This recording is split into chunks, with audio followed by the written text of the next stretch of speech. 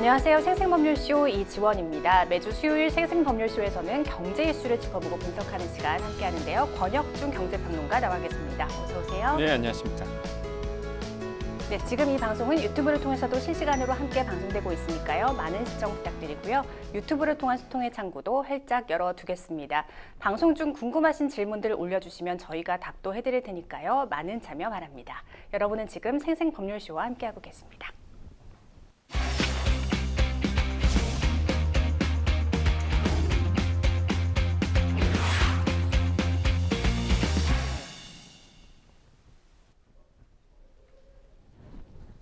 생생 코멘트 시작합니다. 요즘 가장 화제가 되고 있는 말은 무엇인지 또 그 말이 나온 배경과 의미를 짚어보는 시간인데요. 한 주간의 경제 분야를 달군 생생 코멘트 하나씩 살펴보겠습니다. 첫 번째는요. 금리 결정에 환율 고려, 한국은행 측의 입장일까요? 이창용 한국은행 총재가 통화정책을 결정하는데 환율이 다시 주요 고려 요인이 됐다고 밝혔습니다. 실제 요즘 원달러 환율이 무섭게 오르고 있죠. 1,400원을 돌파할지 주시하는 분들 많으셨는데 최근 원달러 환율 흐름 짚어주실까요? 예, 지금 원달러 환율의 시장에 좀 걱정이 좀 우려가 좀 많아지고 있는데 네. 일단 오늘 같은 경우에는 이제 정부가 제가 봤을 땐 구두개뿐만 아니라 스무스 오퍼레이팅 그러니까 미세 조정이 좀 들어간 것 같아요. 지금 환율이 한 1,380원대 초반에 있거든요. 그러니까 지금 시장에서 우려하는 게 1,400원을 돌파하느냐 이게 좀 우려스러웠는데요. 일단은 지금 환율 당국이 아마 개입하지 않았을까라고 생각을 하고 있습니다. 어쨌든 간에 지금 환율은요. 계속적으로 높아지고 있는 추세는 분명히 맞습니다. 강달러가 생각보다 나오면서 지금 우리나라의 원화 가치가 지금 떨어진 상태라고 보시면 되겠고요.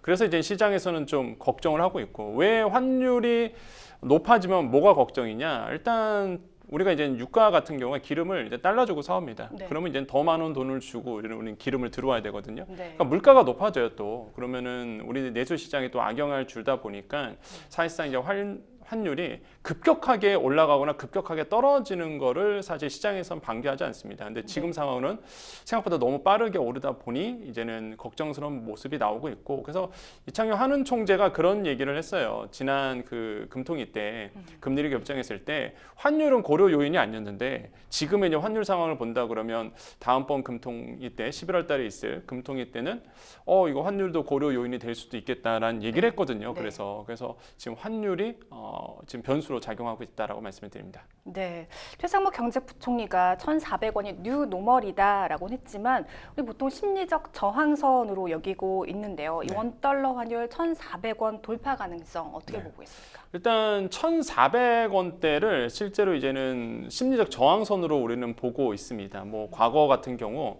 환율이 1,400원 넘는다 그러면 야, 제2의 IMF 오는 거 아니야? 라고 되게 걱정을 했는데 뭐 요즘에는 뭐 그냥 1,300원대 후반에 있다 보니까 그래서 지금 1,400원을 뉴 노멀 그러니까 새로운 기준점으로 바라봐야 될지 아니면은 이거를 방어해야 될지 이렇게 걱정하신 분이 있는데 지금 상황으로 본다 그러면 이제 환율이 오르는 이유는 이제 세 가지가 정도가 있거든요. 이제 첫 번째는 트럼프 전 대통령의 인기가 많아질수록 사실상 이제 환율이 더 높아질 가능성이 있습니다. 왜 그러냐면 이제 트럼프 전 대통령이 이제는 공약을 했던 것이 사실상 이제 관세거든요.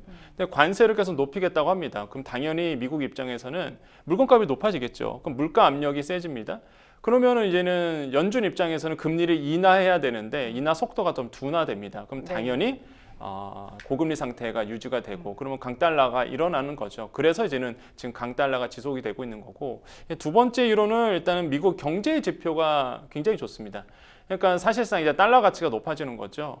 지금 미국에서는 어떤 얘기가 나오냐면 야 이거는 무슨 연착륙이 아니라 미국 경제는 무착륙할 것 같다 이런 얘기를 해요. 그러니까 사실상 물가도 잡으면서 경제 지표가 굉장히 잘 나오고 있는 이런 모습들 때문에 강달러가 나오고 있고 세 번째로는 이제 중동 정세 때문에 그렇습니다. 뭐 아시겠지만은 뭐 중동이 계속적으로 이런 지정학적 리스크가 불거질 때마다 안전자산 선호 심리가 높아지죠. 아이고 이럴 때는 자 그래 미국 채권이라든지 미국 달러를 사자 이런 분들이 많아져요. 그래서 안전자산 선호 심리 때문에 강달러가 높아지고 있는데 이런 상황에서 달러가 이제 높아지고 강달러 지속이 되죠. 환율 높아지잖아요.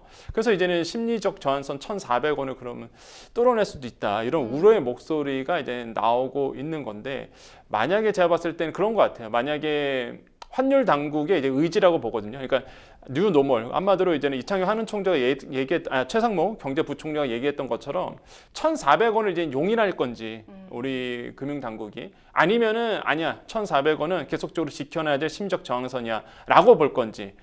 라고 이게 이 두 가지 측면이 있거든요. 그래서 만약에 지금 같은 경우는 후자입니다. 지금 같은 경우는 아마 환율 당국이 좀 개입을 해서 네. 1,400원 지지선을 지금 지키고 있는 것 같아요. 그래서 아마 후자를 선택한 것 같은데 그 정도로 사실 1,400원에 만약 환율이 넘어간다 그러면 뭐 우리 사회에 아니면 우리 금융 시스템 안에 미치는 영향은 굉장히 큰 거죠. 그래서 지금 이 부분을 아마 여러분께서 좀 조심히 이제 보셔야 되겠다는 말씀을 드립니다. 네, 환율 고공행진이 계속되면 물가도 좀 위험하고요. 또 한국은행의 통화정책에서 금리를 내리기도 쉽지 않을 것 같은데요. 금리 인하 시기로, 그러니까 금리 인하 시기를 좀 놓쳤다는 얘기가 나오고 있는 상황에서 추가 인하를 안 하면 비판도 상당할 것 같은데요. 이게 그러니까 이게 지금 아마 금통위 위원들이 머리가 굉장히 아플 것 같아요. 이게 갑자기 이제 환율이 높아지다 보니까 금리를 인하한다라고 본다 그러면 원화 가치가 떨어지는 겁니다. 또 네. 원화 가치가 떨어진다 그러면 당연히 이제 환율이 이제 오를 수밖에 없어요. 그러니까 사실상 지금 상황으로 본다 그러면 금통위원들 입장에서는 그래 경기가 너무 안 좋으니까 금리를 좀 기준금리를 다시 한번 0.25%포인트 정도 인하해야 되겠다 마음을 먹었어도 금리가 만약에 인하하면 원화 가치 떨어지고 그럼 다시 환율이 요동을 칠 거고 이건 안 되겠네라고서 아마 동결로 가능성도 있을 것 같아요. 지금 이창용 한은총재가 얘기했던 것처럼 네. 이제 환율도 고려사항이거든요. 그러면은 지금 상황으로 본다 그러면 금리를 쉽사리 못 떨어뜨릴 것 같다. 그래서 아마 동결로 11월 달에는 가지 않을까. 그래서 이제는 강달러를 막아내고자. 그러니까 원화 가치가 더 이상 떨어지면 안 되니까. 그래서 아마 동결로 가지 않을까 이제 조심스럽게 지금 보고 있는데.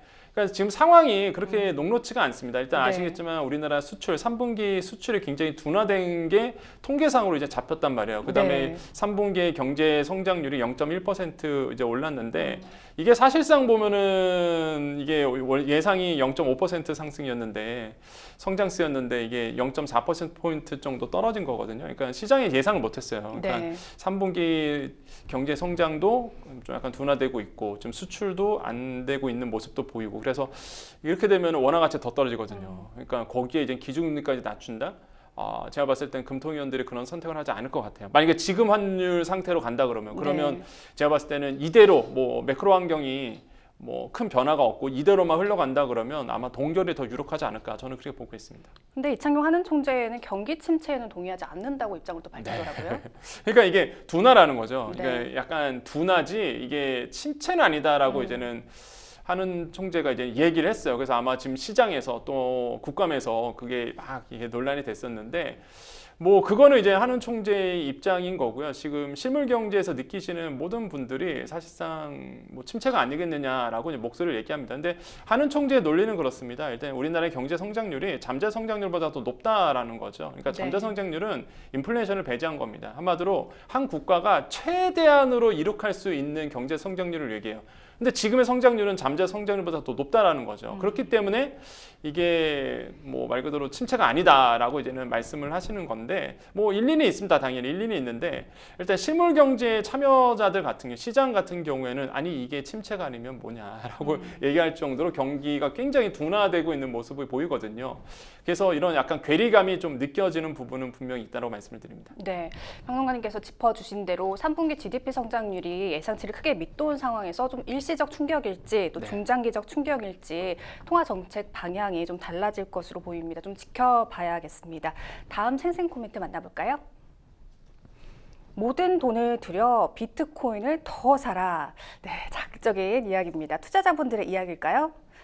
비트코인 최다 보유 기업이죠. 미국 마이크로 스트래티지의 마이클 세일러 최고 경영자가 비트코인이 갈수록 상승할 것이라며 비트코인을 더 사야 한다고 주장했습니다.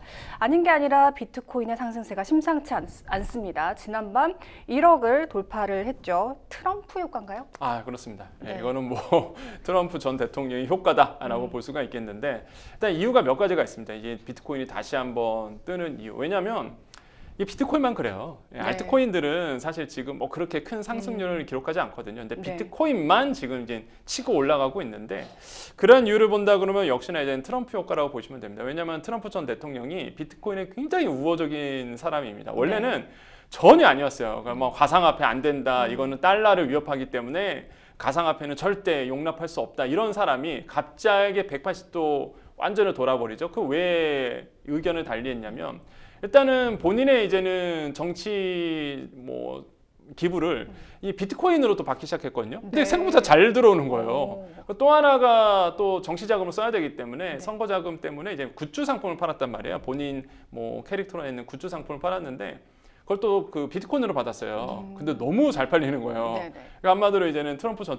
대통령이 이제는 달러 맛이 아니라 이제는 비트코인 맛을 코인 맛을 안 거죠. 네. 그러니까 그러다 보니까 이거 자기 생각과 너무 다른 거예요. 코인 시장이. 그래서 인정을 한 거죠. 결국에는 네. 인정을 해서 지금은 뭐 비트코인을 옹호자로 나오고 있고요. 과거에 사실 이번 연도 있었는데 비트코인 컨프런터홀에서 실제 이제 트럼프 대통령이 연사로 나와갖고 이런 얘기를 했습니다. 이제 비트코인을 그러니까 국가의 전략화하겠다. 그러니까 비축 전략화하겠다 이런 얘기를 했거든요. 한마디로 이제 국가 전략 자산으로 사실 인정하겠다라는 거죠. 그러면 말 그대로 정말로 뭐 미국 정부가 갖고 있는 비트코인을 팔지 않을 거고요. 네. 그다음에 또 하나가 사실상 또 비트코인에 대해서 굉장히 또 우호적인 발언을 했던 것이 비트코인 채굴을 지금은 뭐 사실 외국에서 많이 하거든요. 네. 특히 중국도 안 되다 보니까 동남아시아 쪽이라든지 이런 쪽에서 많이 하는데 이제 폐고를 미국에서 하게끔 하겠다. 이런 엄청나네요. 엄청나죠 사실. 네. 그러니까 비트코인이 지금 뜨는 이유가 트럼프 전 대통령의 이제는 지지도가 높아질수록 경합주에서 해리스 후보보다 좀 더 잘 나온다 그러면 비트코인은 막 요동을 치는 거죠. 그래서 지금 비트코인이 이제 크게 오르고 있는 부분입니다. 그래서 현 시세로 본다 그러면 1억 원을 돌파했어요. 우리 돈으로. 네. 그래서 지금 뭐 8만 달러 간다. 뭐 심지어 뭐 어떤 분들은 우리 네. 돈으로 2억 원까지 갈 수 있다. 이런 분들이 나오고 있거든요. 그래서 이런 흐름이 지금 나오고 있다라고 말씀을 드립니다. 네, 물론 미국 대선 결과를 봐야겠지만 선거가 끝나고도 상승세가 이어질지 궁금한데요. 조정 가능성은 없을까요? 그러니까 이게 조정 가능성 당연히 있어요. 이게 그러니까 단기간은 오를 겁니다. 이게 항상 흐름이라는 게 단기 이슈 때문에 또 오르게 되잖아요. 그래서 아마 단기간은 제가 봤을 때는 비트코인이 오를 거라고 저는 보고 있는데, 근데 이게 과연 장기로 갔을 때 과연 이제 대선이 끝난 다음에 어떻게 되느냐가 되게 중요한데요.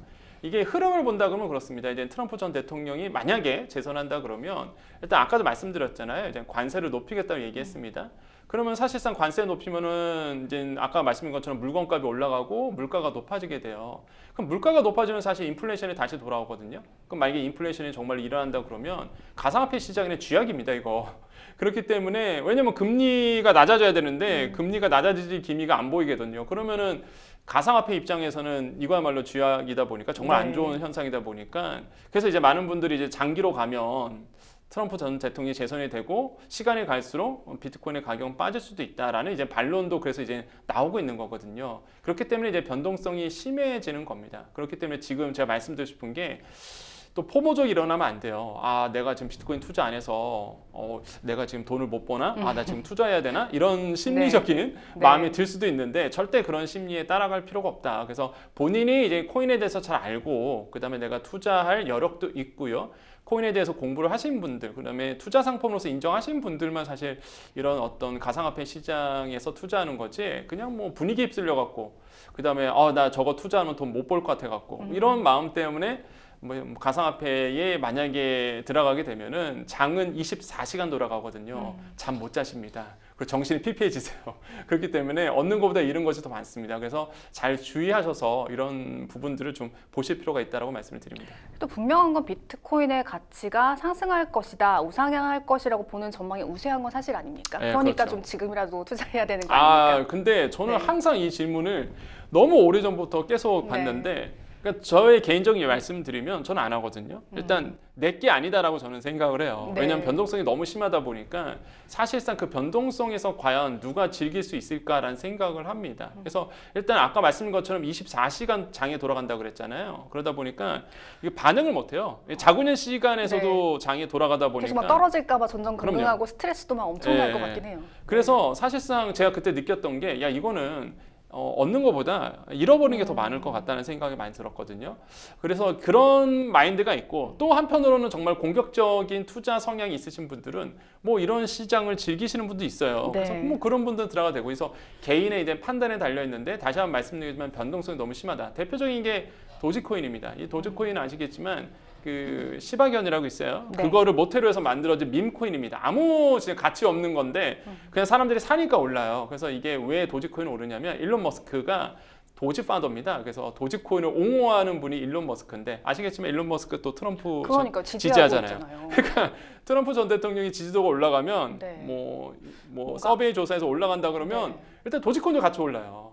그러니까 유일하게 알트코인 중에서 도지코인이 많이 오르고 있거든요. 이게 다 메커니즘이 있어서 그런 겁니다. 그런데 또 빠질 거야 분명히 올랐다 내렸다 하다 보니까 변동성을 굉장히 주의하셔야 된다. 그래서 이런 부분을 보시면서 가상화폐 시장 지금 바라볼 필요가 있다라고 말씀을 드립니다. 알겠습니다. 계속해서 다음 생생 코멘트 만나볼까요? 또 올라. 자, 요즘 가격 오르는 게 워낙 많은데 어떤 이야기일까요? 스타벅스가 11월부터 아이스 음료 가격을 인상한다고 밝혔습니다. 제 기억으로는 올린 지 얼마 안 된 것 같은데 정말 또 오르네요. 네, 그렇습니다. 이게 많은 분들이 아마 지금 방송 보신 분들 중에서 아니 내가 무슨 스타벅스 먹지도 않고 네. 내가 스타벅스 가격 올리는 걸 알아야 돼? 라고 하실 텐데 아셔야 됩니다. 왜 그러냐면 스타벅스가 우리나라의 대표적인 커피숍, 이제 프랜차이즈 업계이기도 하고요. 또 업계 1위잖아요. 네. 여기가 올려버리면 딴 데도 같이 올리거든요. 네, 좀 상징성이 있죠. 네, 그러다 보니까 기준점이 돼요. 그러면은 내가 먹는 식음료들이 올라갈 가능성이 있는 겁니다. 그렇기 때문에 이 이슈가 굉장히 중요한데요. 일단 이번에 스타벅스가요, 아이스 음료 톨 사이즈 11종을 200원 인상을 했습니다. 이게 그래서 스타벅스 이런 얘기를 해요. 국민의 이제는 주머니 사정을 고려해서 톨 사이즈, 그러니까 작은 사이즈만 했다. 원래는 그란데 사이즈도 있고 이런 더 높은 사이즈가 있는데 사실 이거는 올리지 않았다라는 거죠. 그래서 네. 톨 사이즈만 올렸고 그 다음에 무엇보다 지금 이제 추워지잖아요.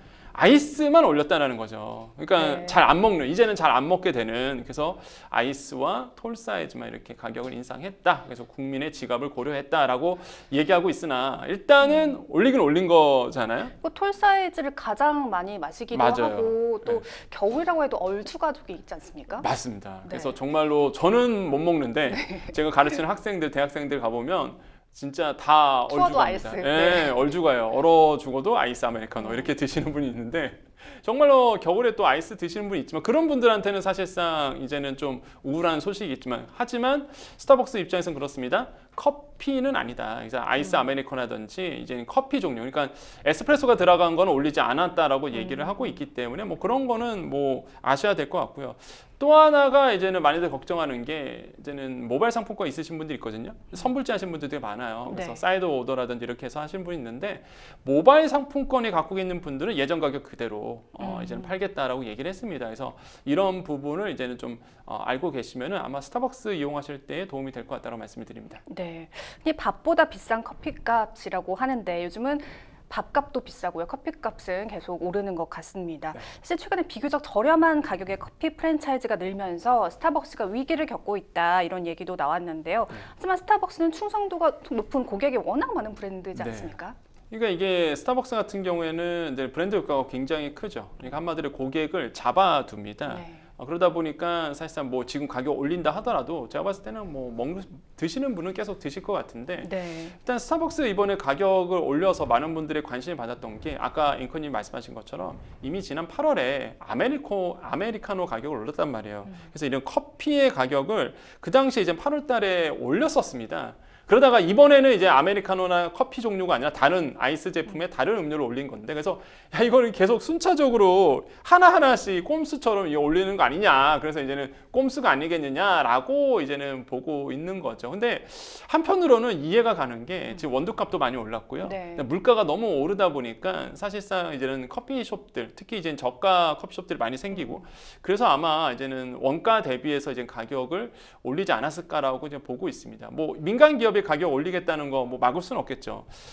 이런 부분에서 본다 그러면 좀 우려스러운 부분은 이제 올렸기 때문에 다른 커피숍들부터 또 오를 가능성이 굉장히 크다라는 거죠. 그럼 우리가 즐겨 네. 먹는 뭐 아메리카노 가격부터 시작해갖고 이런 어떤 우리가 자기도 먹는 음료들이 또 오를 가능성이 굉장히 커요. 그래서 네. 좀 걱정스러운 마음이 앞선다라고 말씀을 드립니다. 네. 그런데 최근에 스타벅스 직원들이 트럭 시위를 진행을 했다고 합니다. 어떤 부당함을 호소한 건가요? 일단 스타벅스 직원들 같은 경우는 이제 복리라고 보시면 돼요. 예, 그래서 복지 부분이라고 보시면 되겠는데 일단 낮은 월급 체계라든지 네. 아니면은 이제 복지 부분에 대해서도 아마 스타벅스 직원들이 이제 얘기를 하고 있는 것 같아요. 그래서 이런 부분에 대해서 이제는 얘기하고 있는데 뭐 지금 스타벅스 같은 경우는 아시겠지만 신세계 그룹에서 운영을 지금 하고 있습니다. 그래서 과거 같은 경우에는 이제 미국에 있는 스타벅스가 50% 갖고 있었는데 지금은 이제는 전량 이제 신세계가 이제는 인수하면서 운영하고 있거든요. 그러면서 사실 과거와 대비해서 약간 그 흐름이 좀 바뀌었어요. 분위기 네, 자체가. 맞아요. 그러니까 그래서 이제는 외국에 있는 그런 서비스가 아니라 국내에 있는 기업으로서 운영하다 보니까 아무튼 마찰이 좀 생기는 것 같다라고 좀 말씀을 드리겠습니다. 네. 지금까지 생생 코멘트 만나봤고요. 저희는 뉴스픽스로 다시 돌아오겠습니다. 여러분은 생생법률쇼와 함께하고 계십니다.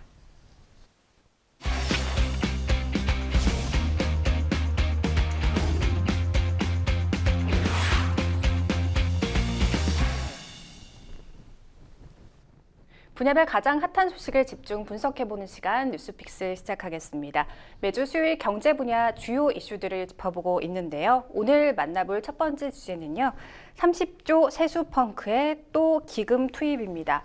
정부가 30조 원에 달하는 세수 부족분을 메울 방안을 내놨는데요. 각종 기금을 활용하고 자치단체에 보내는 돈을 줄이겠다는 겁니다. 재정 돌려막기에 대한 비판이 계속 나오고 있는데 자세한 내용 살펴보도록 하겠습니다. 올해 예상되는 세수 결손만 30조 원입니다. 공공자금 관리기금 등 가용 재원들을 모두 끌어다 쓰겠다고 발표를 했는데요. 자세한 내용 짚어주실까요? 네, 이번에 이제 예상인데요. 일단은 한 30조 원 정도 지금 세수가 이제 마이너스가 날 것 같다라고 이제는 전망이 지금 나오고 있죠. 그래서 세수 결손이 이번에도 나올 것 같다 이렇게 말씀을 드립니다. 그래서 작년에도 나왔고요. 작년도 한 50조 원 정도 세수 결손이 났었는데 이번에도 한 29조 한 7천억 원 정도, 거의 30조 원 정도가 이제 세수 결손이 나올 것 같은데 그 뜻은 뭐냐면 우리가 그냥 가정으로 생각해 보겠습니다. 이제 가계부를 쓰는데요. 일단 마이너스가 난 거예요. 한마디로 이제 들어오는 것보다 나가는 돈이 더 많은 겁니다. 정부도 똑같거든요. 정부가 받는 들어오는 돈은 뭘까요? 바로 이제는 세금입니다. 우리가 내는 세금이 이제 정부 수입이 되는 거고요. 지출은 사실 정부가 쓰는 지출도 많죠.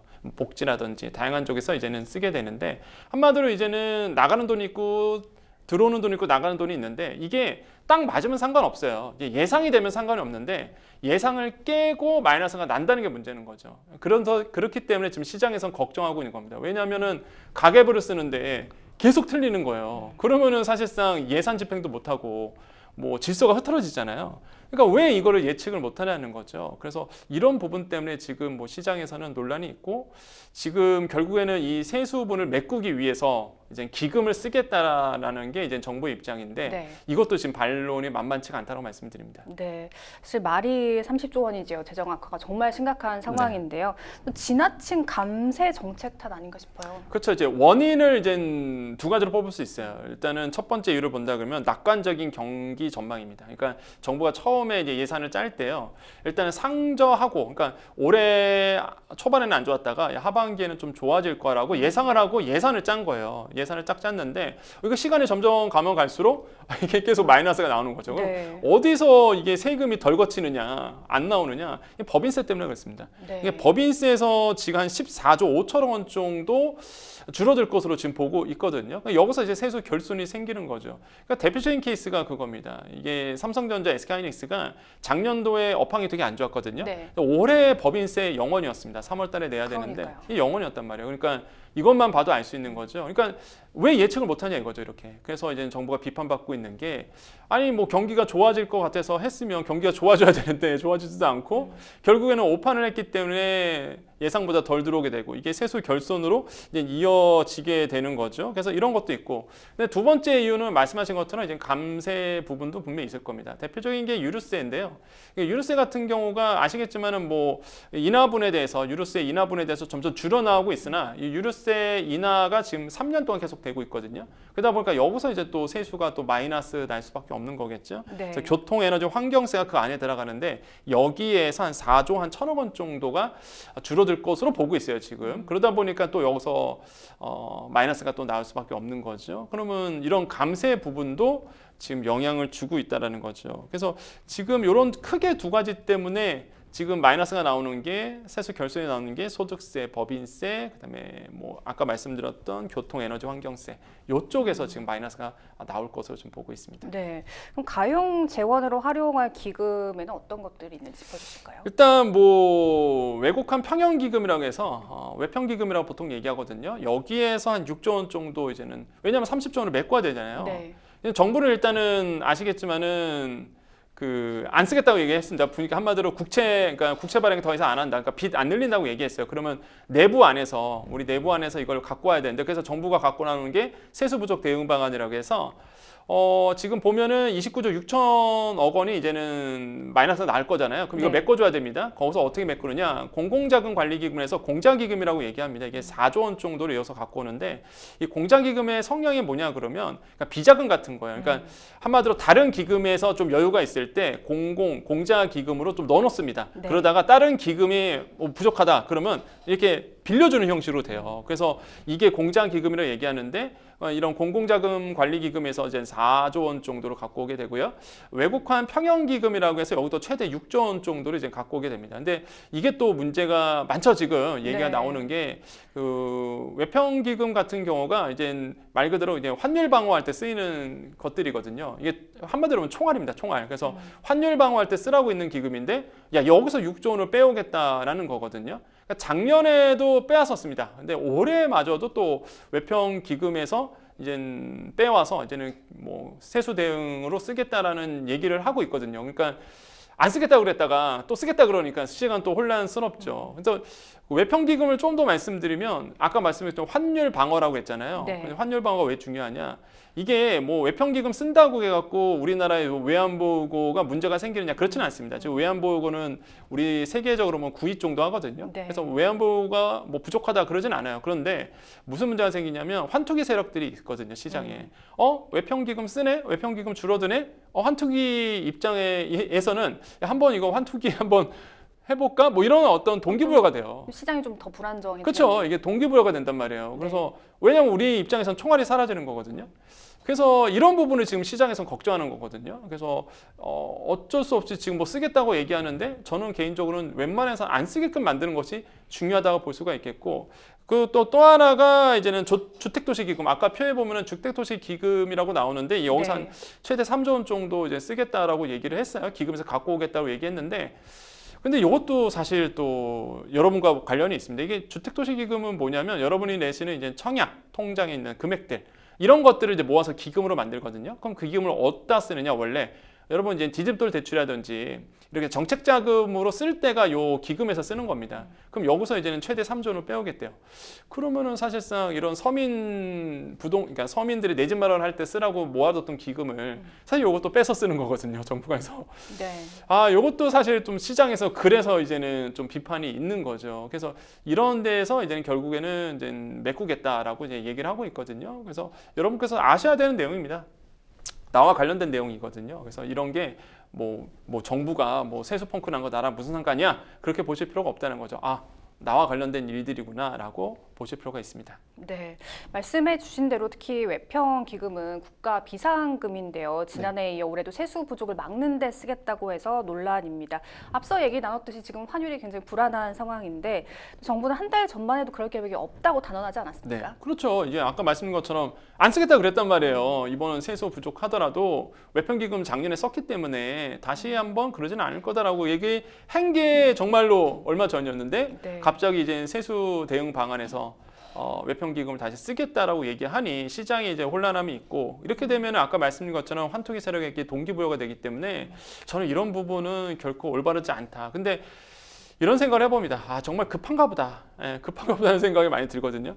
그래서 결국에는 이제는 외평 기금까지도 이제 빌려서 쓰는 형식으로 돼서 결국에는 지금 강달러가 기조가 굉장히 높아지고 있는 상황에서 이렇게 되면 환율 방어가 과연 어떻게 될지 이런 것도 좀 우려스러운 부분이 있어요. 그래서 뭐 강달러가 단기간에 끝나는 문제는 아니잖아요. 네. 계속적으로 달러의 강한 세력, 그러니까 한마디로 강달러 지수가 계속 나올 수도 있기 때문에 이런 부분에서 좀 우려스럽다라고 말씀드립니다. 네, 그러니까 입장을 바꾸다 보니 더 비판이 거세게 네. 일고 있는 상황인데요. 평론가님, 국채 발행 좀 빚을 내지 않고 네. 기금을 활용하는 게 더 실용적인 건가요?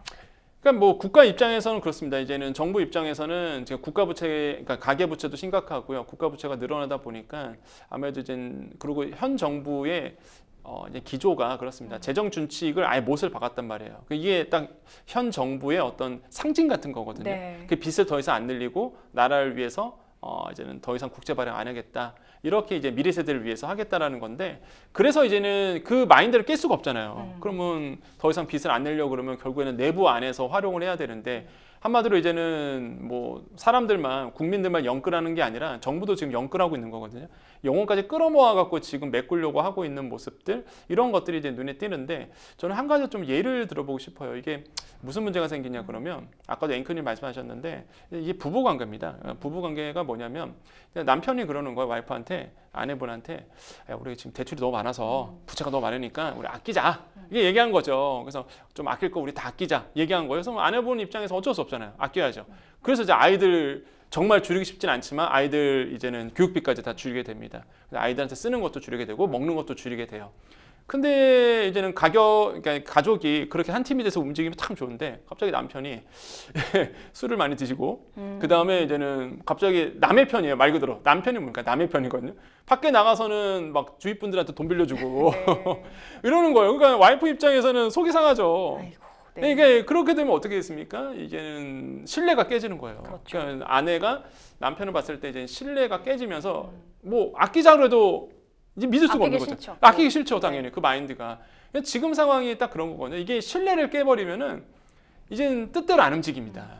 뜻대로 안 움직이다 보니까 이런 부분에서 저는 우려스러운 부분이 있어요. 그래서 지금 시장의 혼란함, 그다음에 시장의 불확실성을 더 증가시키는 것, 한마디로 이제 신뢰 관계가 깨지지 않도록 관리를 해야 된다. 그래서 안 하겠다 그러면 안 하는 건데, 뭐 지금 상황에서는 이제 자꾸 이제 말이 바뀌다 보니까 이런 부분에서 좀 우려스럽다라고 저는 생각을 해봅니다. 그러니까 국채 발행을 안 하면서 기금을 갖다 쓰는 것은 GDP 대비 부채 비율을 올리지 않으려는 꼼수라는 지적도 있더라고요. 네, 그렇죠. 이게 말 그대로 이제는 아까 말씀드린 것처럼 국채 발행하면은 결국에는 빚이거든요. 이제 빚이다 보니까 말 그대로 이제 부채 비율을 낮추려고 하는 모습지. 왜냐면 내부에서 쓰면 사실 이게 부채로 안 잡히잖아요. 네. 그래서 이제는 그런 부분에서 쓰고 있는데, 저는 한 가지 또 놀라웠던 게 뭐 그런 꼼수 중에 또 하나가 있는데, 이게 그러니까 한국은행에 쌓아둔 법정 적립금까지도 쓰려고 했다라는 이제 보도가 됐었거든요. 근데 네. 저는 솔직히 이거 보고 나서 깜짝 놀랐던 게, 한국은행의 법정 적립금은 한국은행이 손실이 났을 때 메꾸려고 쌓아둔 그 기금이에요. 쌓아둔 적립금인데 요거마저도 이제 정부가 쓰려고 했다라는 약간 거죠. 최후의 보루 같은 느낌입니다. 그렇죠. 이게 사실 현행법상은 불가하거든요. 네. 현행법상 불가하다 보니까 결국에는 이제는 못 쓰게 된 케이스인데, 그래도 법률적으로 쓸 수 있는지를 알아봤다라는 거죠. 그래서 저는 야, 정말로 이거를 세수 메꾸기 위해서 진짜 이런 것까지도 정부가 알아봤구나라는 생각에서, 야, 진짜 영끌하고 있구나 이런 생각이 듭니다. 그래서 어쨌든 간에 지금 상황을 본다 그러면 뭐 결국에는 국민들이 좀 고통을 받을 수밖에 없는 부분이라고 저는 생각을 하고 있어서 좀 안타깝게 생각한다. 그래서 처음부터 사실 과다 추계를 하지 않았었으면 좋았을 텐데, 사실상 작년에 2024년도에 대해서 세수의 부분에 대해서 과다 추계를 안 했으면 이런 현상이 없었을 텐데, 너무 경기를 긍정적으로 바라봤던 그런 오판에서 좀 시작되지 않았을까. 그게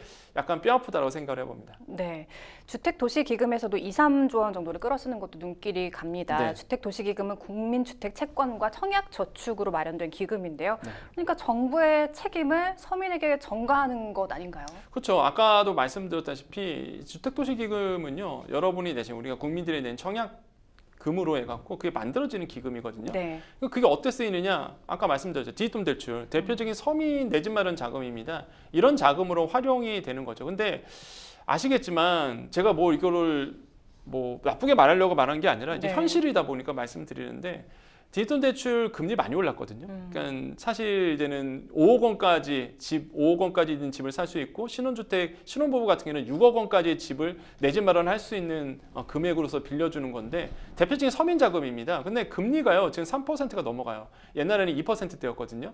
그 왜 올라갔냐 그러면 너무 낮다라는 거죠. 3%까지 올렸죠.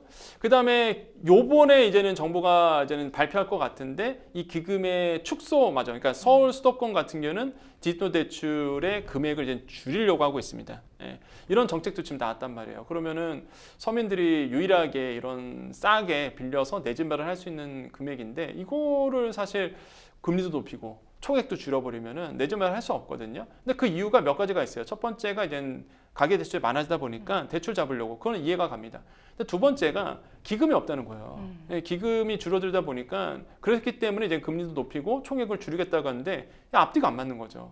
기금이 없으면은 사실상 왜 3조 원을 빼가겠습니까? 그럼 안 빼가야죠. 네. 그러니까 여기서 빼가면서 이제 기금이 없다 그러면 그럼 서민들이 내 집 마련할 때에 손해를 볼 수밖에 없잖아요. 그러니까 저는 이게 좀 앞뒤가 안 맞지 않나라는 생각이 의아스럽고 이런 점에서 좀 아쉽다라는 말을 해봅니다. 그래서 이게 뭐 누가 맞다에 틀리다는 문제가 아니라 결국에는 사실 지금 잘못되는 부분은 있거든요. 그래서 그 네. 부분에 대해서는 조금 따끔하게 얘기를 해야 다음부터는 또 이렇게 기금에서 기금은 기금 나름대로의 목적이 있는데 거기서 자꾸 빼다 쓰면은 안 좋은 사례를 남겨요. 그래서 많은 분들이 많은 교수님들이나 많은 학자들이 이렇게 기금에서 자꾸 빼쓰는 거를 우려하는 목소리가 그래서 나오는 거거든요. 네. 그래서 이런 사태가 안 만지도록 사실상 잘 판단해야 되겠다는 말씀을 드립니다. 네, 또 교부세도 조정하기로 했습니다. 지방교부세, 지방교육재정교부금 6조 5천억 원 집행이 보류되는데요. 중앙정부의 재정 의존성이 높은 곳의 경우 아주 타격이 좀 크지 않겠습니까? 그렇죠. 이게 교구분도 있고요. 그냥 교부세도 있고 교부금도 있는데 이게 어떤 개념이냐면 이게 내국세라고 있습니다. 여러분이 이제 세금 내는 거 내국세 20%를 지방으로 이제 보내주게 돼요. 그러니까 네. 지방의 발전을 위해서 사실상 교부세로 이제는 돌려주게 되는 부분이 있거든요. 근데 문제가 뭐냐 그러면 이제는 지금 이제 마이너스가 세수 결손이 나오잖아요. 그럼 네. 같이 줄어듭니다, 이게. 그러니까요. 예, 교부금이 교부세가 같이 줄어들어요. 그 비율만큼. 그러다 보니까 당연히 지방 재정이 안 좋아질 수밖에 없습니다. 네. 그럼 지방 재정이 안 좋아진다. 그럼 무슨 일이 일어났느냐? 이제는 지방 같은 경우에는 이제는 예를 들어서 땅이 안 좋으면 공사도 해야 되고 인프라 시설도 다시 뭔가 해야 되는데 그게 늦춰질 가능성이 굉장히 큰 거죠. 그러면 결국에는 후생이 복지 부분에서 본다 그러면 국민들의 후생이 좀 더 떨어질 수밖에 없습니다. 그러니까 네. 이것도 그래서 지방 정부들이 아마 지자체들이 지금 굉장히 지금 우려스러운 목소리가 그래서 나오는 거고 또 하나가 이제 교부금인데 그러니까 지방 교육청으로 보내는 금이거든요. 이제 교부금 같은 경우에도 사실상 그러면 아이들 말 그대로 아이들한테 돌아가는 이런 금액인데 이거마저도 이제 줄인다는 거죠. 그러다 보니까 지금 지방 교육청들이 난리가 난 상태입니다. 제 빨간불에 들어온 상태거든요. 왜냐하면 네. 쓸 때를 다 정해놨는데 돈이 돈이 안 없으면은 주니까. 네. 네, 그러니까 아이들 뭐 지금 정부는 디지털 교과서를 만들겠다 하면서 그걸 교육하겠다고 얘기를 하고 있는데 뭐 돈이 있어야지 만들죠, 사실. 그래서 지금 이런 부분에 대해서 지방 재정이 뭐 지방 교육도 마찬가지고요. 지금 빨간불에 들어온 상태입니다. 왜냐하면 갑자기 이래 버리니까. 그래서 지금 이런 문제가 좀 나오고 있다라고 말씀을 드립니다. 네, 외평기금이 본래 목적과 다르게 2년 연속 세수펑크에 활용이 되고 교부세 감소 불용에 따라 내수 회복세 지연도 우려가 되는 상황입니다. 이러한 세수 결손 사태가 외환과 경기 재정 등 경제 전반에 불확실성을 높이는 게 아닌지 우려가 되는데요. 어떻게 보십니까?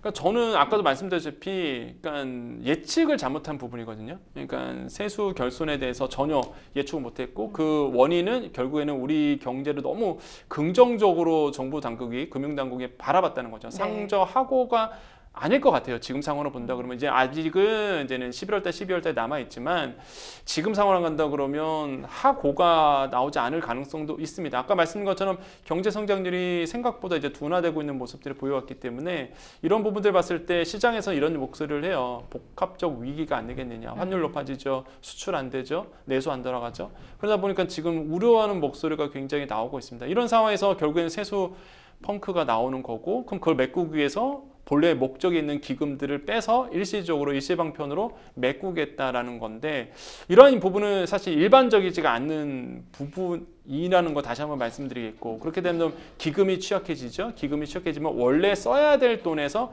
못 쓰게 됩니다. 그렇기 때문에 이러한 것들은 좀 지양이 돼야 되고 이런 것들은 좀 반성을 할 수밖에 없다. 그래서 뭐 어쩔 수가 없습니다. 이거는요, 뭐 드러난 차트고 드러난 내용이고 이거는 사실 정부 당국자도 얘기를 합니다. 뭐 아시겠지만 반성을 하고 있다 얘기를 하거든요. 본인들 스스로도. 그래서 이런 부분은 분명히 반성해야 될 부분이라고 저는 다시 한번 좀 말씀을 드립니다. 네, 앞으로 뭐 정말 더 큰 위기가 올 것이다 하고 걱정하시는 분들의 목소리도 좀 커지고 있는 상황입니다.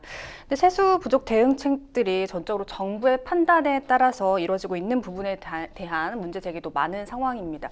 그럼 뭐 국회 차원의 논의 등이 필요하다고 보시나요? 저는 충분히 논의가 돼야 된다고 보여집니다. 물론 뭐 예산 편성 같은 경우는요, 이거는 행정부의 몫이에요. 그래서 하지만 예산 편성에 대해서 그다음에 예산을 집행하거나 그다음에 감수하는 역할은 국회의 몫이거든요. 네. 그러니까 저도 뭐 국회의 책임이 어느 정도 있다라고 저는 생각을 해봐요. 왜냐하면 예산 편성하잖아요. 그럼 예산 편성하고 심리를 보고 그걸 감수하는 역할이 국회에서 이거 국회에서 다 통과된 거예요. 사실상 네. 작년도에.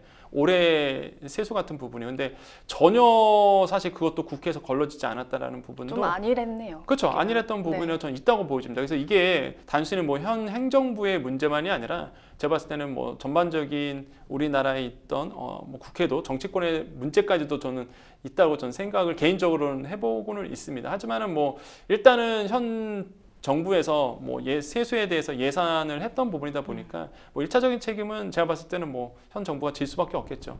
하지만 뭐 국회도 책임 소재를 굳이 가린다 그러면 뭐 떠날 수는 없다. 그래서 국회도 어느 정도 책임을 져야 되고 아마 이번 연도 같은 경우에도 아마 더 치열할 겁니다. 아마 이 내년도 예산에 대해서 이제 국회에서 심의를 볼 때 이제 정부안은 나왔어요. 네. 내년도 예산안에 대한 정부안이 나왔는데 지금 일각에서는 좀 약간 이렇게 의아스러운 게 야 이대로 가면 내년에도 펑크 나온다 이런 얘기가 나오거든요. 그래서 네. 아마 이번 국회에서 아마 예산에 대해 심의를 봤을 때 아마 꼼꼼하게 아마 보지 않을까 이렇게 좀 보고 있고 다만 조금 좀 긍정적으로 봐야 될 게 내년도 좀 수출이 나아진다 그러면 저는 좀 괜찮아지지 않을까라고 생각을 해요. 그래서 항상 문제는 우리가 수출 주도 국가이다 보니까 2025년도 수출만 잘 된다면 너무 좋을 것 같은데 지금 상황으로는 반도체라든지 자동차 업계를 본다 그러면 그렇게 녹록지 않을 것 같다는 생각, 그다음에 미 대선 때문에 불확실성이 커졌다라는 거, 네. 이것 때문에 조금 지금 불확실성이 좀 있다라는 거 좀 말씀을 드리겠습니다. 네. 바로 뉴스픽스 두 번째 주제로 넘어가 보겠습니다. 두 번째 주제는요. 퇴직연금 갈아타기 서비스 시행, 은행, 증권사 경쟁 치열입니다. 요즘 퇴직연금 광고가 눈에 참 많이 띄는데요. 내일부터 퇴직연금을 다른 금융사로 갈아탈 수 있는 이전 제도가 시행된다고요? 네, 그렇습니다. 이게 여러분 아셔야 되는 게 이제 퇴직연금, 특히 이제는 근로소득자, 이제 직장 다니신 분들은 다 퇴직연금을 이제 가입을 하셨을 거예요. 그래서 나의 퇴직연금의 운용사들이 있습니다. 그 기금을 이제 굴리는 운용사들이 있는데 네. 이거를 언제든지 이제 바꿀 수 있다는 거죠. 그러니까 이게 굉장히 획기적인 또 이슈기도 해요. 이런 건 참 잘합니다. 진작했었어야 되고 우리가 보통 대출 상품 갈아타시잖아요. 올해 초부터 이제 들어갔었는데 한마디로 이제는 그거는 이제 대출 상품이었고 이번에 들어가는 건 나의 연금 상품.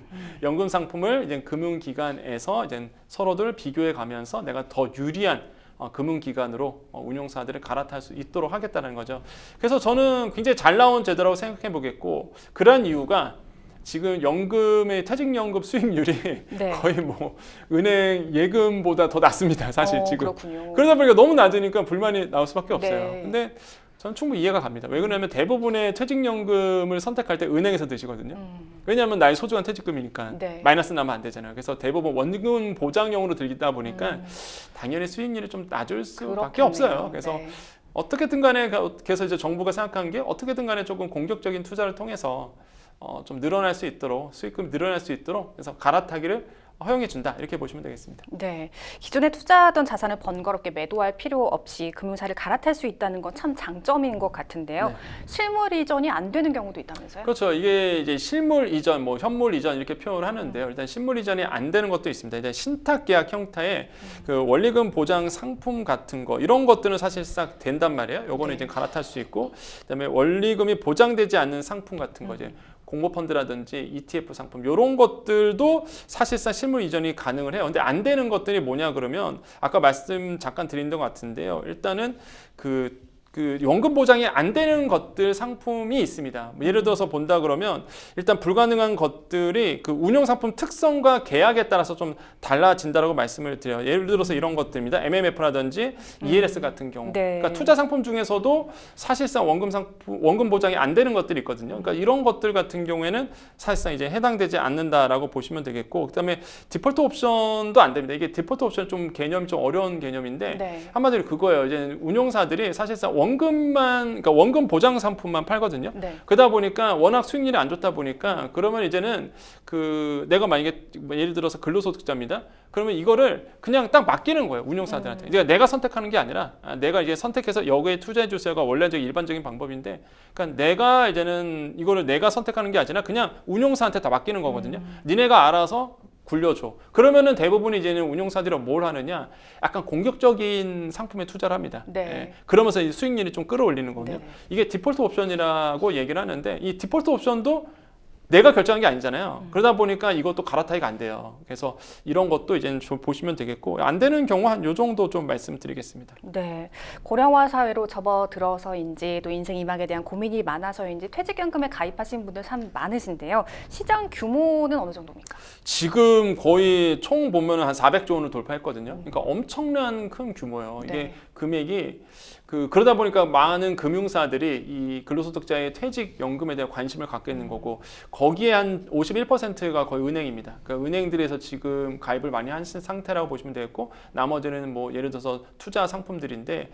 이런 거 봤을 때 제가 봤을 때는 너무 한쪽으로 쏠려 있지 않을까라고 생각을 하고 있어요. 그래서 이제는 아마 은행 쪽에서 아마 다른 기금 쪽으로, 투자 상품 쪽으로 옮겨가지 않을까라고 저는 생각을 하거든요. 그래서 은행들이 지금 발등에 불 떨어졌습니다. 이건 상품 지키기 위해서 지금 고객 뺏기지 않으려고 네. 지금 과감한 마케팅을 지금 하고 있는 상태고요.